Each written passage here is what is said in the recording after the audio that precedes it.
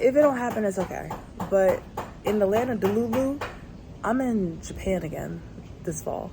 I am in South Korea again this fall.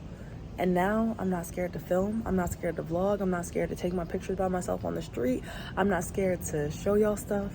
And if I could save up for that, and Singapore, I'd love to hit Singapore too. Those are all very expensive spots. South Korea is average. Japan's expensive.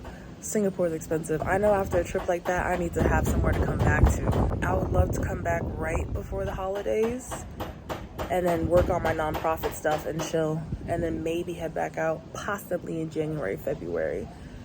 And if I keep a lease, I'll decide that. My goal is to honestly own property and pay into like a house that's mine. I think that's very ideal, but right now I'm not in that position. And then also to rent out and like make money off of that. But yeah, that's where we at. I think it's just ideal for a very expensive trip, because for me, I was doing Thailand, Vietnam, Budapest. Yeah, you could live out there for a while, but they all had their stipulations. That's another thing. If I'm in Asia, I can't work.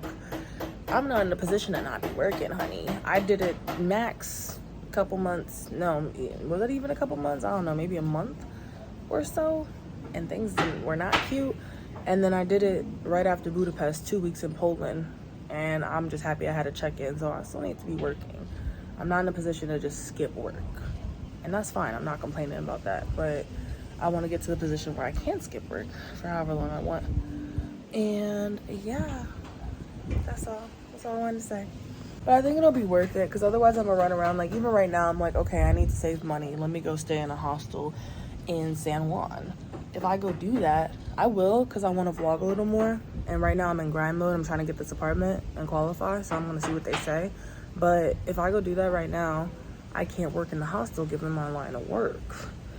All right? If I go get a whole nother Airbnb right now, that's not cost effective for me. And it's going to get to the point where I'm spending more on accommodations. And what I'm investing in, content-wise, is not paying off at the same rate I'm spending. And that's a big problem. Living above your lifestyle and means. So I know where I'm at. I know where I want to be. And I know where I'm not going to go financially, so I don't push myself into a pit. But yeah, I'd love to pay down some credit and then up my reserve, my savings reserve and all that good stuff. So I think it's a good plan. I'm excited. I got to travel for almost 8 months. Like I could really finish off the year if I want to. I could come to y'all and be like, I traveled for a whole year. I met people who've been traveling for years. My friend in Budapest, over 2 years. I had another friend I met in Curacao. I think he said 5 years. But there's nothing to flex. That's the thing. I don't have anything to prove. If it's not beneficial to me, I don't have anything to prove. There's no milestone of like, haha, I did it. I got to travel. I'm getting to travel. The things I'm saying out loud and writing down are actually manifesting because I'm delulu enough to like force them to happen or make them happen, or just really push myself so I told y'all in Budapest, I was like, you know what? I'm gonna go home, chill with a friend for a month, and then go out and be on an island for my birthday. Where we at? ATVs and on the beach. Where we at? Like, start saying stuff. Do not underestimate the power of saying stuff. Like, it really is a battle of the mind, and then also your mentality in general. What are you saying? What are you speaking? What's the content you're consuming? What are you taking in? I went and unfollowed everybody. Yes, once again, not trying to be rude. Anyways, I'm about to sit out here and just live. I'm gonna just live. But yeah, the apartment I'm getting is cheap. It's like 1K. It's not cheap. It's around the same price as my last one, and we were struggling. But yeah, it's around that 1K mark. A band a month.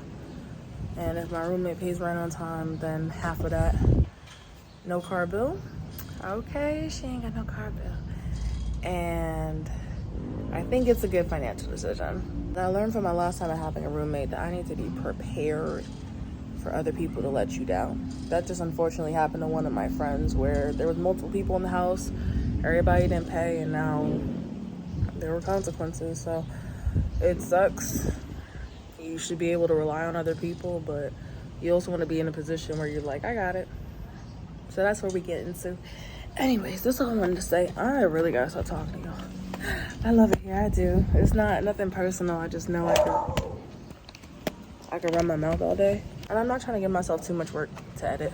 I want to show y'all. bro. They be going in this neighborhood. One starts and then they all start. Like last night, bro, I was trying to sleep. There was no sleep to be had. Like, I could hear them down the street, bro. Like, the whole neighborhood be barking. And there's a lot of dogs. It sounds like the pound. There's so many dogs here, bro.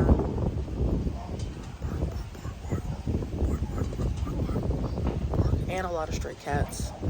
You look kind of mean, though.